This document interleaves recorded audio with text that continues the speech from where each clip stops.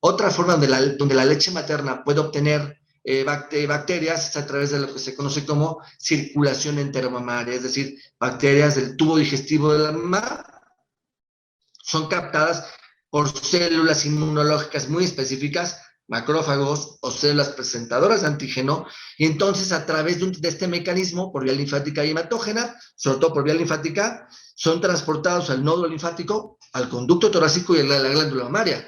Y es como el bebé, obviamente en las primeras 2 semanas de vida, se expone a proteínas como la inmunoglobulina secretora, que es un anticuerpo, el principal policía que evita que bacterias patógenas se peguen al tubo digestivo, pero también obtiene proteínas de leche de vaca, obviamente en segmentos peptídicos de esta proteína, y obtiene bacterias. Entonces, la leche materna es un importante vehículo de colonización bacteriana, de aporte de inmunonutrimentos, porque es rico obviamente en inmunoglobulina secretora, lactoferrina, lisozima, factores de crecimiento. Es un vehículo que permite alcanzar una adecuada programación inmunológica, y vemos cómo, dependiendo de la vía de nacimiento, es como la composición microbiana tendrá un efecto benéfico o no lo tendrá así.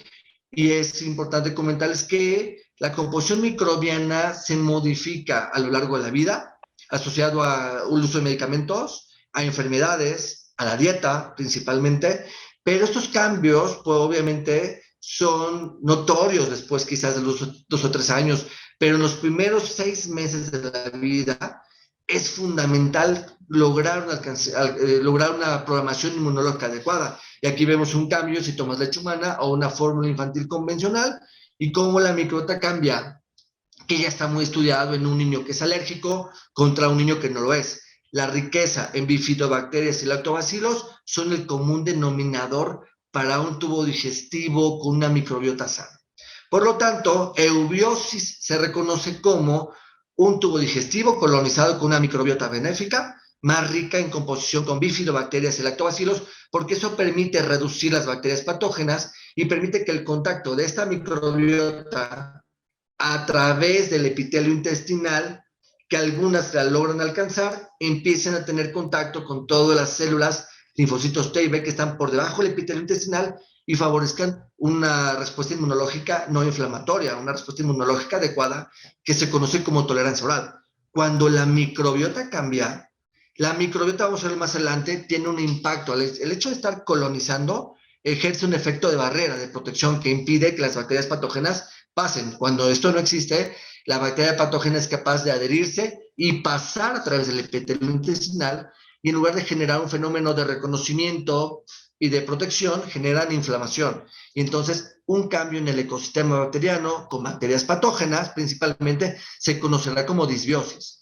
Y entonces la microbiota y cambios en la microbiota se pueden asociar a un efecto antiinflamatorio o a inflamación, incluso dependiendo del tipo de nacimiento. Si nacen por vía abdominal, toman fórmula infantil, usan antibióticos, son prematuros, pueden dar lugar a cambios en la microbiota y una expresión de afectación del tubo digestivo en etapas muy tempranas. Y vemos cómo la disbiosis, ¿qué es? Para entenderlo, una disbiosis es una pérdida en la composición equilibrada de la microbiota gastrointestinal.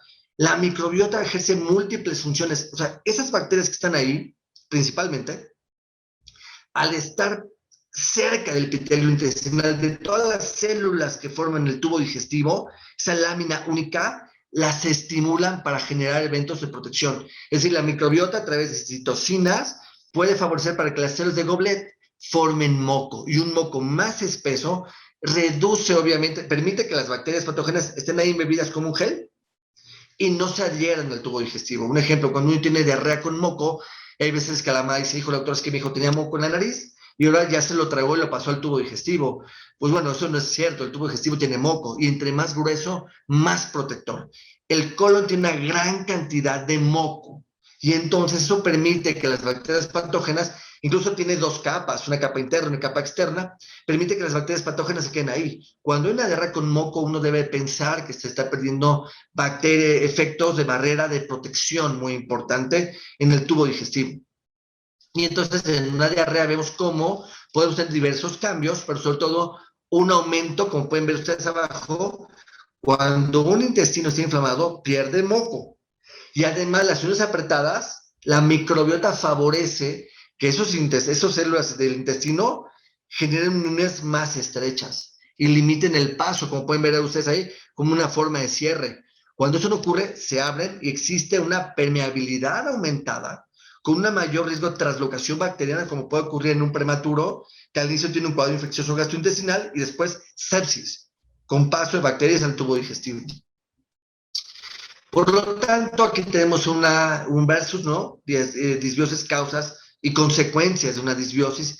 Y es muy importante saber que una inflamación que se alberga en el tubo digestivo sí puede dar lugar a mediano y largo plazo a otro tipo de enfermedades, incluso no solamente inflamatorias, sino también de motilidad gastrointestinal y de hipersensibilidad visceral. Hay algunos estudios de niños con alergia a las proteínas de la leche de la vaca, donde si no se da un tratamiento adecuado, esa inflamación también tiene un impacto en la programación metabólica, neuroendocrina y en relación con el tubo del sistema nervioso, lugar a fenómenos de hipersensibilidad visceral y que tengamos niños incluso con trastornos funcionales digestivos, dolor abdominal crónico o síndrome intestino irritable. Por lo tanto, ¿cómo hace la microbiota para poder impactar en el tubo digestivo? Y aquí les doy esta diapositiva, programación inmunológica gastrointestinal. ¿De qué depende? Por un lado, los nutrimentos, obviamente, que favorecen que tengamos una microbiota benéfica, una dieta rica en alimentos ricos en prebióticos, en la leche humana, oligosacáridos de leche humana, en un niño que no pueda tomar leche humana, fórmula infantil con mezclas de prebióticos o simbióticos, de hecho, también. Y en niños más grandes, el consumo de frutas, vegetales, cereales y grano entero que permiten tener una colonización con microbiotas benéficas y a través de esta microbiota interactúan de una forma directa e indirecta en el tubo digestivo, en ese epitelio gastrointestinal, como ustedes pueden ver ahí, a través de algo que se conoce como comunicación cruzada o cross-talk, o como les digo yo, un pase con permiso para que solamente las bacterias buenas atraviesen el epitelio intestinal y alcancen el sistema inmunológico que está por debajo. Recuerden que por debajo, vamos a verlo más adelante, están todo el aparato inmunológico del tubo digestivo. En esta diapositiva, ¿cuáles son las diferencias? Perdón. ¿Cuáles son las diferencias? ¿Qué pasa? En un ratón, en esta diapositiva, un ratón que no está colonizado, vemos como todas las estructuras inmunológicas que vamos a reconocer más adelante, placas de Peyer, nódulos linfáticos mesentéricos, linfocitos B que se convierten en células plasmáticas y linfocitos, en general, linfocitos C, no están desarrollados. Por lo tanto, recordemos que un bebito durante la gestación tiene un inmunofenotipo TH2 que es alérgico. La alergia a la proteína de la vaca tiene un inmunofenotipo predominantemente TH2. Al nacer, ¿qué es lo que permite hacer un switch de una respuesta TH2 a una que se llama T reguladora? Ni siquiera TH1, sino a regulación o tolerancia oral a través de la microbiota. Una vez que se empiezan a colonizar, empieza a haber es como ir al gimnasio, ¿no? Empieza a haber un cambio, una maduración y una aparición de esas estructuras inmunológicas de una forma muy importante. Y aquí está lo que les quiero decir. En esta diapositiva vemos abajo de la mitad el epitelio intestinal, que es una lámina. Y entonces arriba vamos a tener la microbiota, que esta microbiota tiene, depende de las bacterias, gram positivas o gram negativas, en su pared celular, tienen patrones moleculares que son reconocidos por receptores muy específicos que están en el epitelio intestinal. Lo pueden tener los enterocitos, las células dendríticas, células M, hay diferentes formas de reconocerlos. Lo más importante es que la microbiota es reconocida y una vez que si tenemos una bifidobacteria, es reconocida por el epitelio intestinal y él se lleva esa información y atraviesa el epitelio intestinal hacia el sistema inmunológico del tubo digestivo. Es un crosstalk, es un pase con permiso selectivo y eso va, dependiendo de la bacteria que sea captada, tendremos tolerancia oral y si es una bacteria patógena, podemos tener inflamación. Y la microbiota, por lo tanto, como ustedes pueden ver a su izquierda, es modulada por la dieta, por los oligosacáridos de leche humana o por otro tipo de componentes de la dieta. En esta diapositiva tenemos una parte A, prenatal, y una parte B, postnatal. Yo sé que está en chiquito, pero vemos como en la parte prenatal tenemos, digo en inglés, las placas de Peyer, tenemos el epitelio intestinal, que es una lámina única de células unidas unas con otras.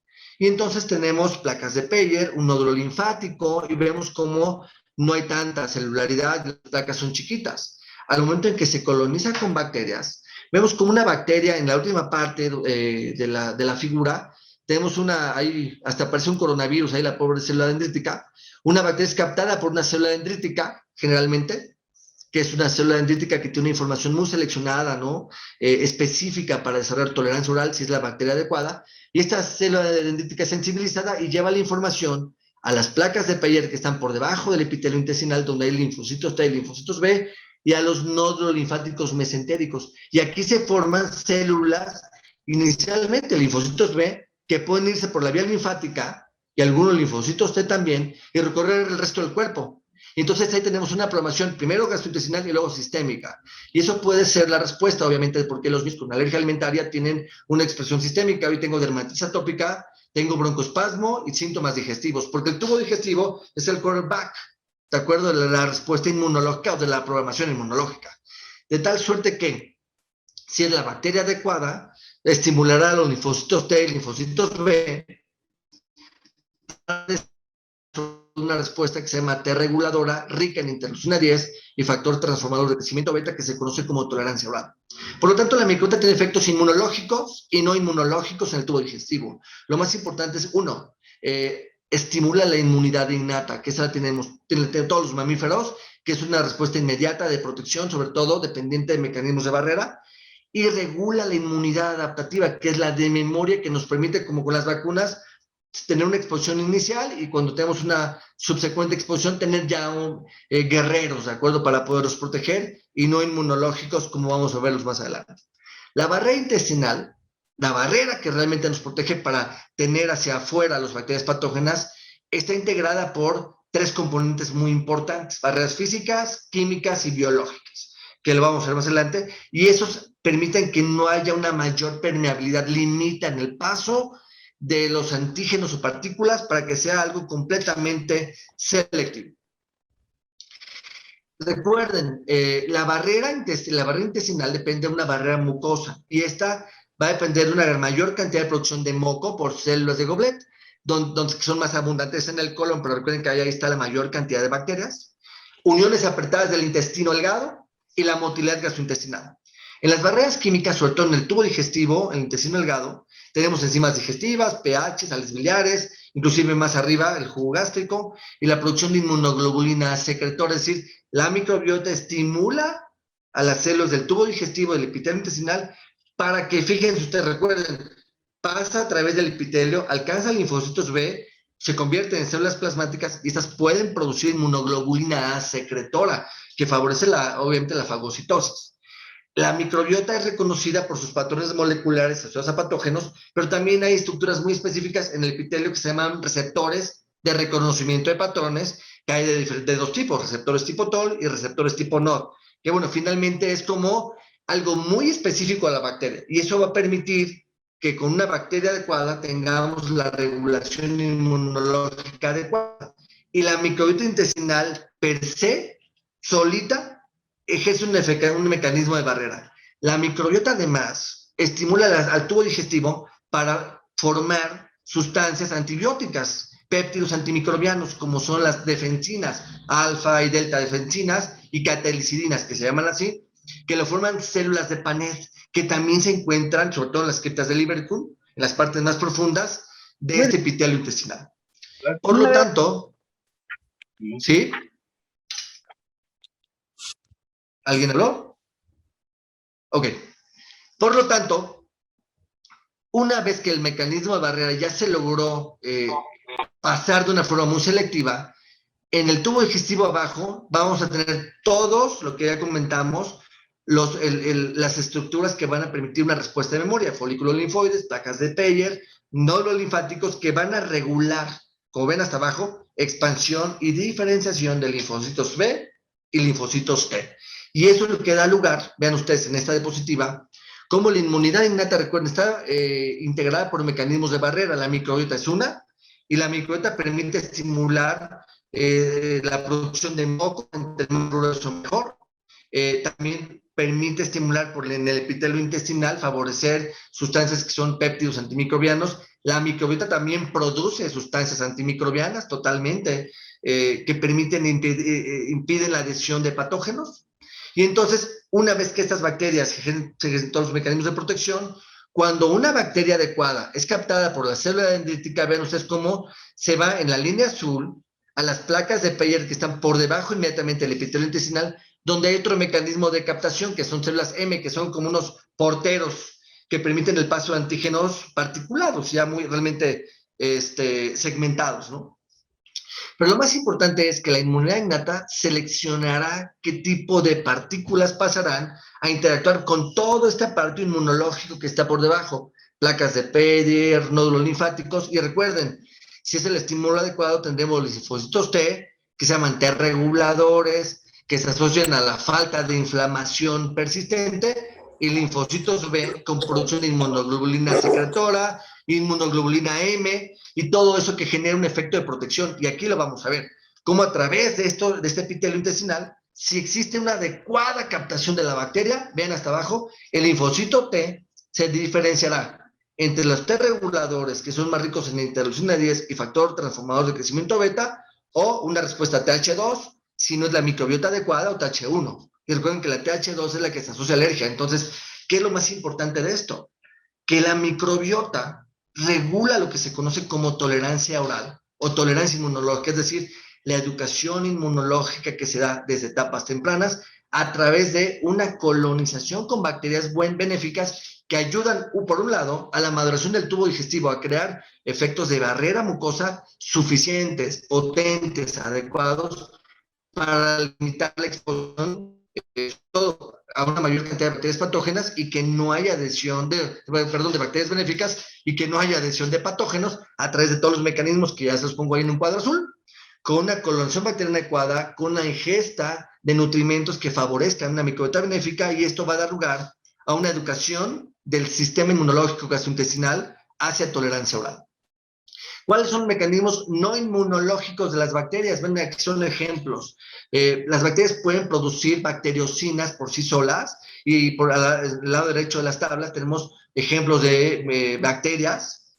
Por ejemplo, vean, por un lado, la activación especie, por ejemplo, permite que haya producción de bacteriocinas por la misma bacteria, y hay otras que estimulan la producción de defensinas por células de Paneth que se encuentran en el epitelio intestinal. Otros mecanismos de fortalecimiento de la barrera epitelial a través, vean ustedes, de resistencia a la barrera, factor de crecimiento epitelial, mejoría o un aumento de uniones estrechas apretadas y formación de moco protector. Son ejemplos de cómo, estos son cepas probióticas, pero es un ejemplo de cómo la microbiota tiene un impacto en fortalecimiento de la barrera. Entonces es cuando uno, a través de la alimentación, a través del conocimiento de cada uno de los elementos de los nutrientes, sobre todo leche humana, fórmula infantil, tipos de alimentos, cuando hablamos de niños más grandes, hablar de consumo de carbohidratos no absorbibles a través de la fibra, de la cáscara de la fruta, cereales de grano entero, intentamos tener una microbiota rica que fortalezca el tubo digestivo, que limite la permeabilidad y el paso de bacterias que estén generando inflamación crónica. De hecho, uno de los modelos para entender cómo la enfermedad inflamatoria intestinal, la enfermedad de Crohn, se puede producir por una alteración en la permeabilidad, un aumento en el paso de bacterias, obviamente en pacientes susceptibles genéticamente. En este otro ejemplo, la microbiota puede estimular la producción de inmunoglobulina secretora. Por lo tanto, la microbiota tiene efectos de protección, de barrera por un lado, y también efectos directos en el sistema inmune adaptativo a través de una expansión y proliferación muy específica de linfocitos T, sobre todo reguladores, y linfocitos B. Término machista. El papel metabólico de la microbiota, vean ustedes cómo, además la microbiota nos ejerce beneficios. Ellos a través de, recuerden que nosotros no podemos digerir fibras de la dieta, sino que a través de la microbiota, que se considera como un otro órgano, porque tiene una actividad metabólica, fermenta esta fibra, y a través de la fermentación produce sustancias o metabolitos que tienen efectos benéficos, pero además estimula o produce vitaminas del complejo K, vitaminas del complejo B, vitamina K por un lado, y produce energía a través de esta fermentación bacteriana. Por cada 1.5 gramos de oligosacáridos, por cada gramo de oligosacáridos puede producir 1.5 kilocalorías. Entonces produce energía, estimula la producción de vitamina del complejo B, vitamina K, reduce obviamente la producción de colesterol y triglicéridos. Es decir, la microbiota tiene un efecto metabólico muy importante, y además La forma de medir su actividad es a través de la producción o síntesis de ácidos grasos de cadena corta, principalmente estos tres: ácido butírico, ácido acético y ácido propiónico. Y ven cómo el ácido butírico se considera el principal combustible o energía para el colonocito, disminuye sustancias proinflamatorias como el factor de necrosis tumoral alfa y tiene mecanismos anticarcinogénicos. Además, a través de estos ácidos se reduce el pH dentro del colon, obviamente favoreciendo inclusive la absorción de otros minerales como calcio, hierro y zinc.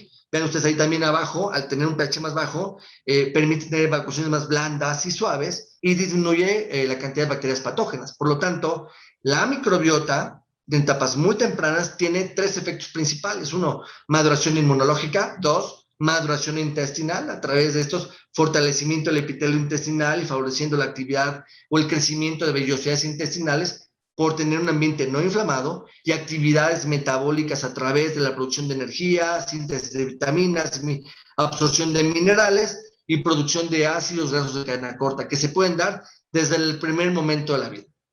Para concluir, la programación inmunológica del tubo digestivo y sistémica se establece desde el primero segundo en que vivimos a través de la colonización bacteriana y la alimentación.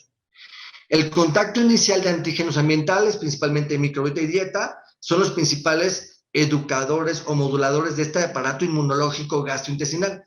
La disbiosis, cambios en la microbiota en cualquier etapa de la vida, pero hay etapas críticas: gestación, la lactancia, en el periodo de adolescentes y la tercera edad, son periodos donde la microbiota puede tener obviamente cambios.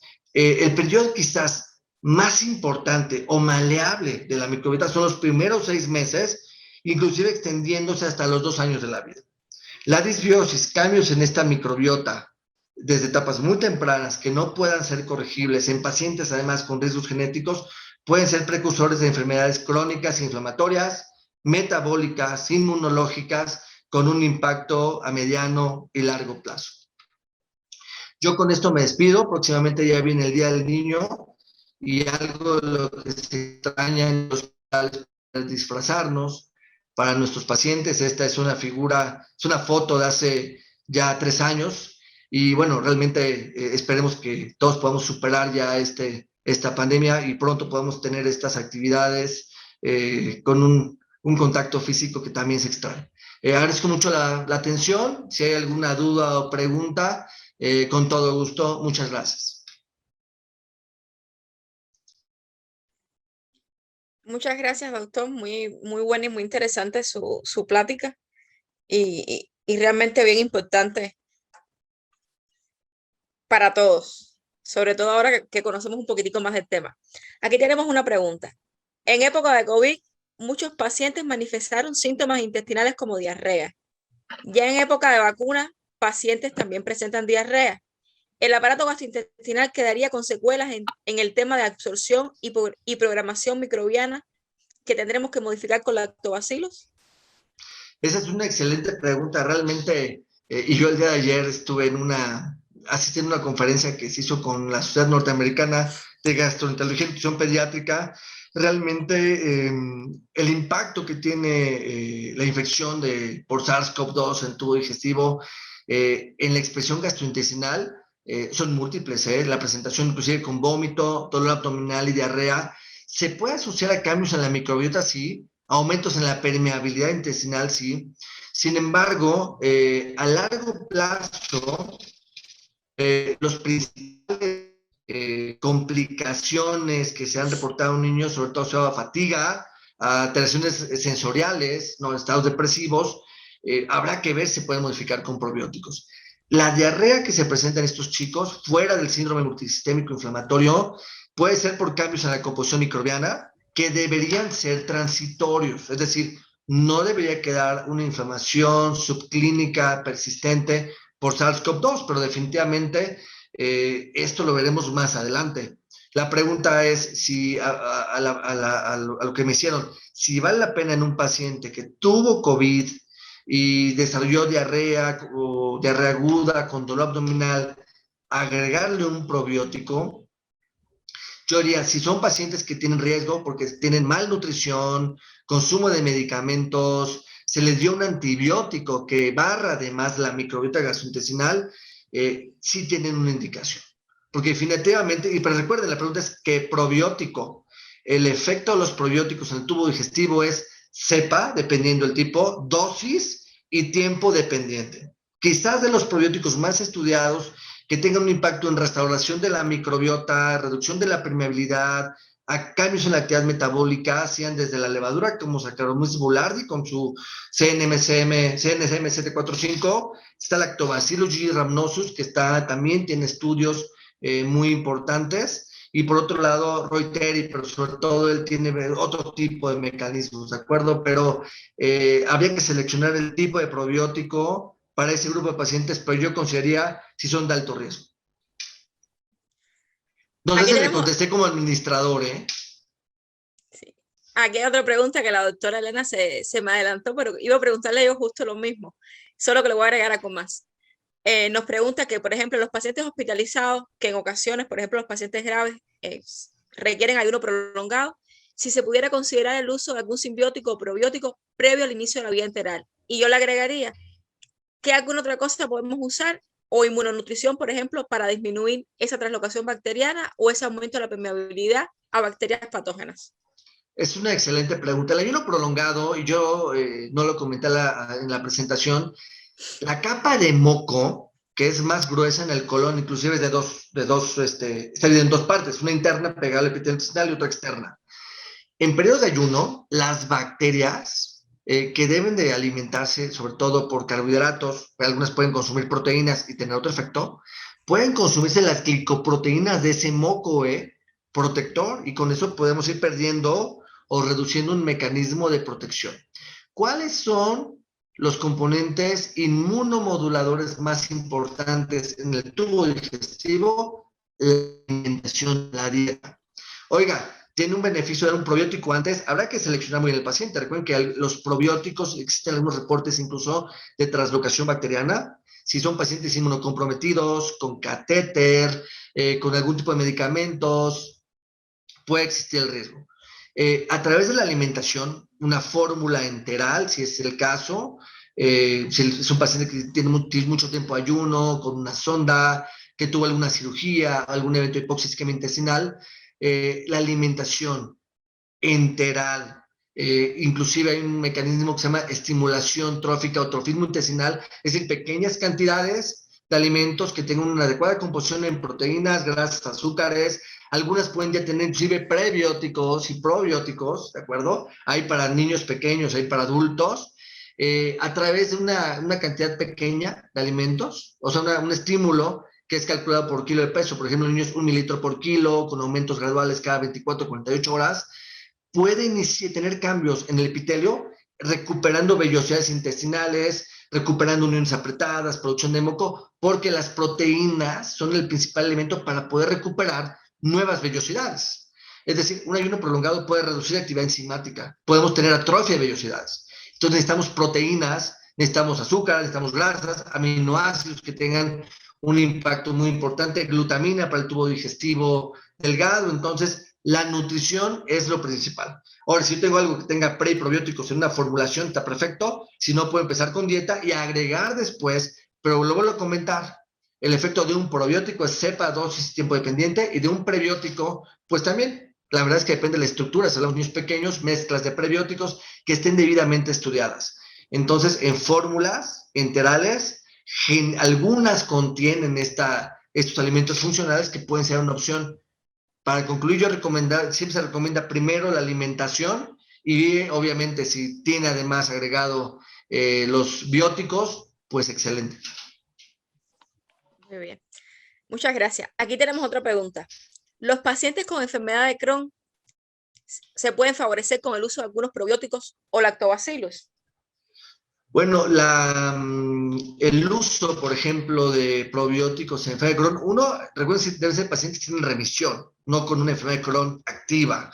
Quizás de los probióticos, en enfermedad de Crohn, como es el modelo más importante asociado a cambios en la microbiota, es decir, reducción de bifidobacterias, lactobacillus, Faecalibacterium prausnitzii, y rico en bacterias patógenas con destrucción real del epitelio intestinal, porque Crohn genera úlceras que pueden ir de la boca al ano y tiene afectación incluso transmural. Es muy importante saber en qué momento darlos. En una enfermedad de Crohn, leve moderado, que esté en remisión, sin tanta afectación, pues obviamente poder cambiar la microbiota es una estrategia muy importante. Quizás de los probióticos más estudiados en Estados Unidos es este simbiótico VSL3, que obviamente se da en un grupo de pacientes muy seleccionados, pero en el enfermo inflamatorio intestinal llega a ser tal grado de afectación que el trasplante fecal, recuerden que es una de las posibilidades terapéuticas. Entonces, sí, se podrían ocupar probióticos como tratamiento adyuvante o adjunto al manejo importante inmunomodulador de esta enfermedad de Crohn. Sin embargo, bueno, no solos, ¿no? No solos.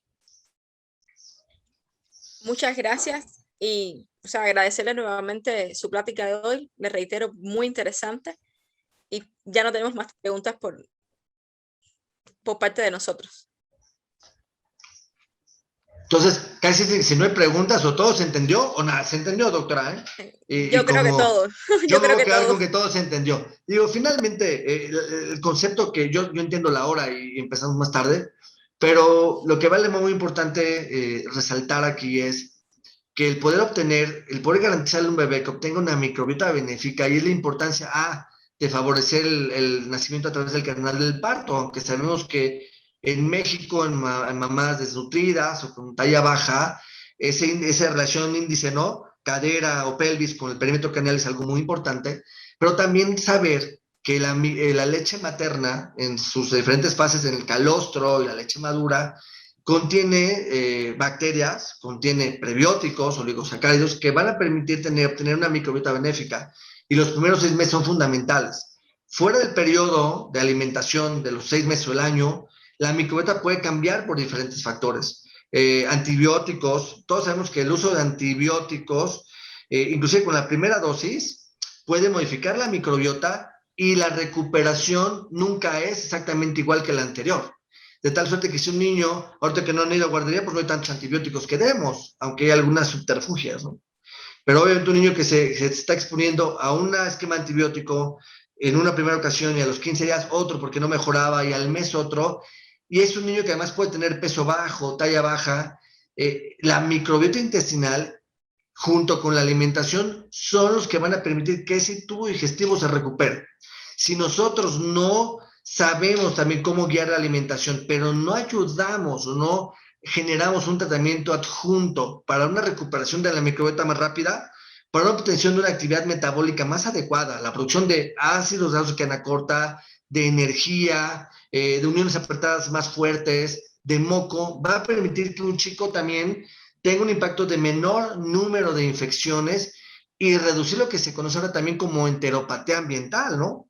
Que es una inflamación crónica de bajo grado que puede estar en pacientes malnutridos. Entonces, no todos son solamente parásitos. Puede haber niños que tengan ese tipo de afectaciones que no ganen peso, no ganen talla, pero hay que reconocer en la historia clínica si tenemos o hemos dado, hemos ejercido acciones que modifiquen la microbiota. Quizás yo lo que más quisiera aportarles a ustedes es que, y que ustedes tienen obviamente la idea de obtener ese conocimiento, es que la microbiota sí se puede vivir en microbiota buena y microbiota mala, y que la mala es más fácil obtenerla a través de diferentes tipos de factores con los que estamos diariamente expuestos.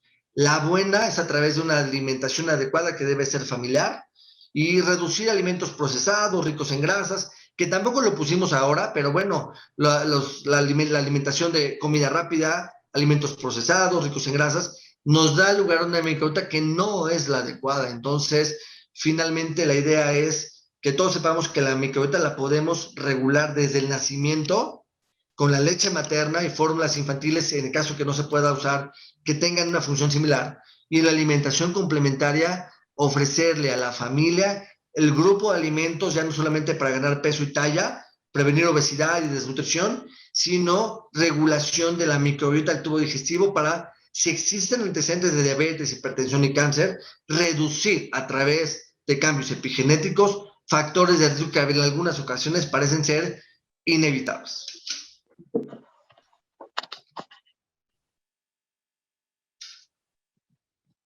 Y bueno, si ya no hay otras preguntas. Apareció otra pregunta en el chat por ahí. Sí, tenemos otra pregunta por aquí. ¿Cuál es la recomendación del uso de probióticos en pacientes pretérminos? Bueno, en los prematuros, lo más importante, hay que recordar, los puedo comentar, la dieta. Sí se deberían de ocupar de pacientes, obviamente, que tienen el riesgo de desarrollar enterocolitis necrotizante o estuvieron sometidos a ayuno prolongado, alimentación con sondas, hospitalización sin antibióticos. Por supuesto que sí, pero digo, si existe el banco de leche a través del calostro, recuerden que el calostro es muy rico en oligosacáridos, tiene proteínas y factores de crecimiento.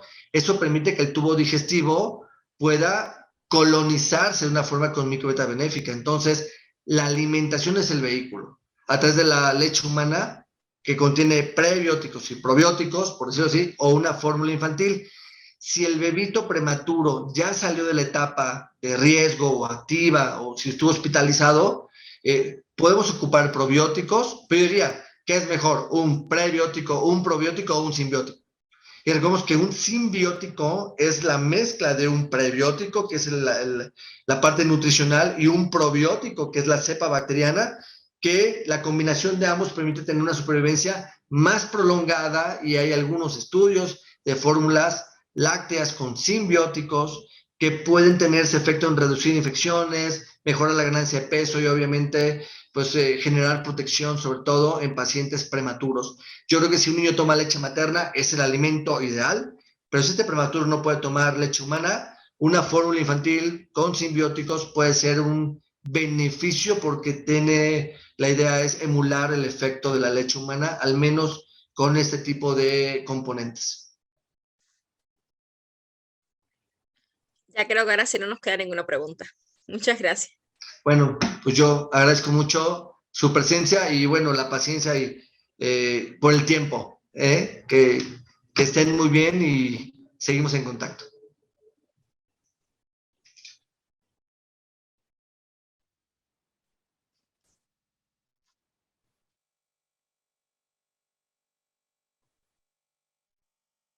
Gracias a todos.